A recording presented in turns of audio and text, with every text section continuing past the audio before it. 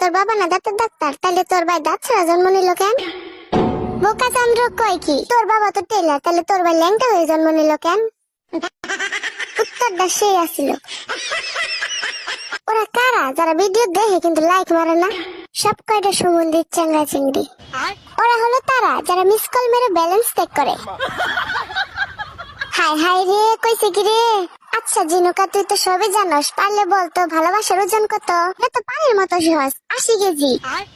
কিভাবে কস কি তোরা? ভালোবাসার ওজন মাপার যন্ত্র আছে নাকি রে?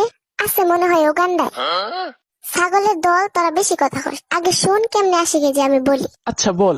ভালোবাসা হলো দুটি মনের মিলন, আর আমরা জানি 1 মন সমান 40 কেজি। 2 মন সমান 2 গুণ 40 কেজি সমান সমান 80 কেজি। অতএব ভালোবাসার ওজন 80 কেজি, প্রমাণিত।